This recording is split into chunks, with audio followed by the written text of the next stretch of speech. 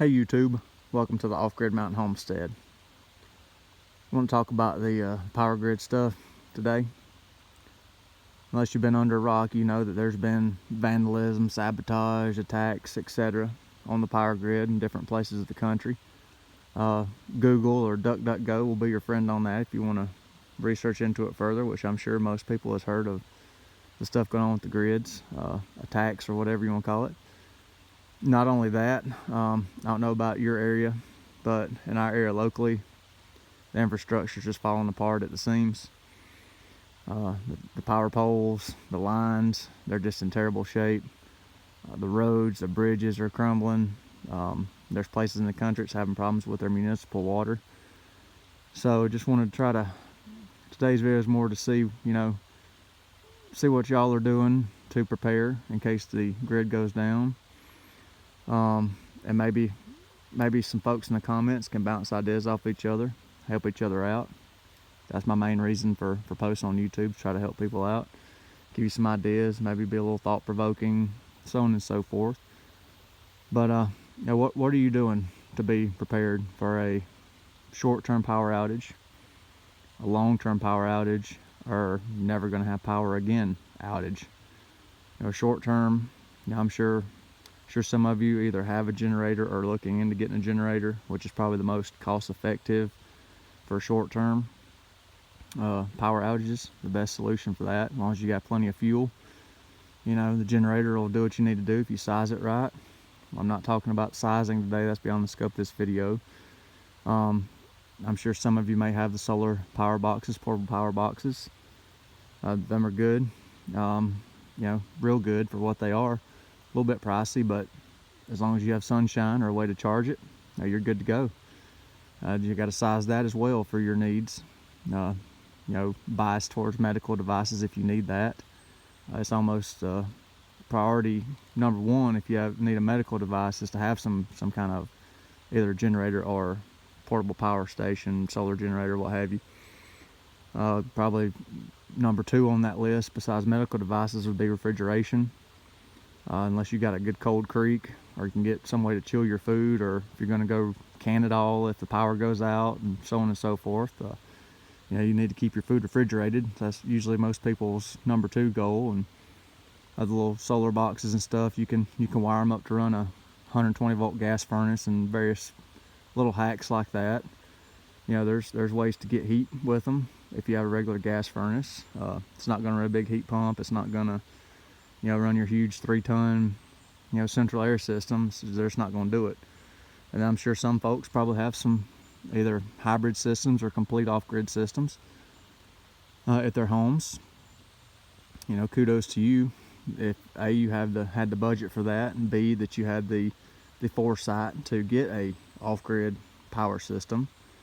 So kind of let me know what y'all doing in the comments.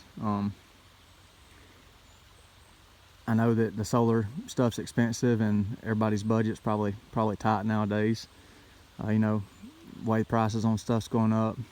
It's hard to budget in for stuff. And there was a study out the other day of the amount of Americans that, paycheck to paycheck is going way up. Through the roof.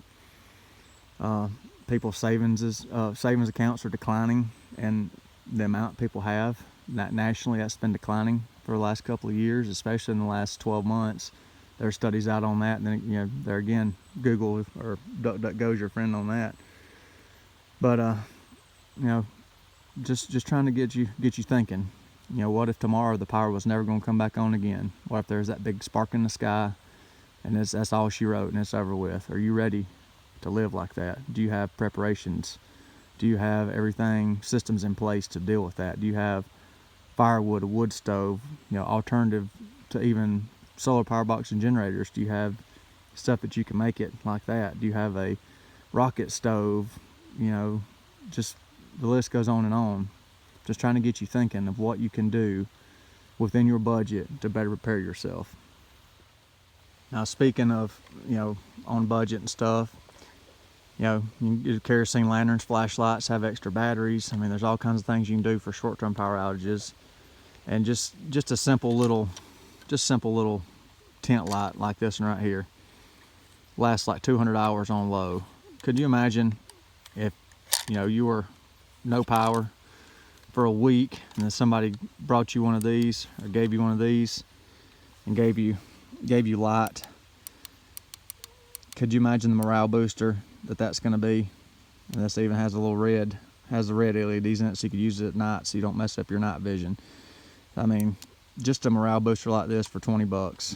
And could you imagine just having that? That's going to help you tremendously. So I've got a few of these set back in case somebody needs one. If there is a grid down situation, family and friends are local. If they hadn't prepared good enough, I try to keep something like this around, you know, a good birthday gift or preparedness gift to people. So just something as simple as a little $20 tent light would probably boost somebody's morale. Or if you have somebody that's not into preparedness and you love them, or you know, want their well-being, maybe you could give them something along those lines to get them started. I mean, that's some people only need a trigger. They need a small trigger and get their brains going to thinking about being better prepared. And just a little simple something, or somebody that is kind of on the fence about getting ready for stuff, maybe try to talk them into getting more prepared. So the more people that are prepared, the less threats there are going to be to you if something ever does happen. Today's video was not all inclusive on methods of preparedness and stuff you need to get ready for. Just trying to get you thinking, get what, you know, see what you might need, what you might be short on, what you can get now while it's still available. I think about that kind of stuff all the time, like, oh man, if this was, you know, if I needed this and the store was closed tomorrow, I would be in bad shape. So I always try to think about stuff like that.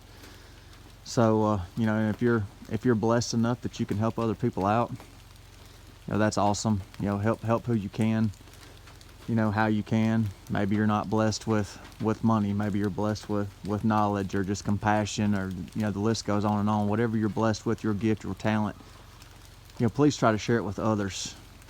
Don't be selfish. Try to help other people out if you can. I just make the world a whole lot better place. If more people helped others out, we might not be in the situation we are now. Who knows? But try not to have this video too long-winded, too much jawing, but you know, just get you thinking. If you like today's video, please hit that like button. I'd greatly appreciate that if I earned it. And thank you to all the new subscribers that's come on board the last few days. Much appreciated. And to my existing subscribers, really appreciate y'all. Y'all been here for the long haul, so thank you very much for that.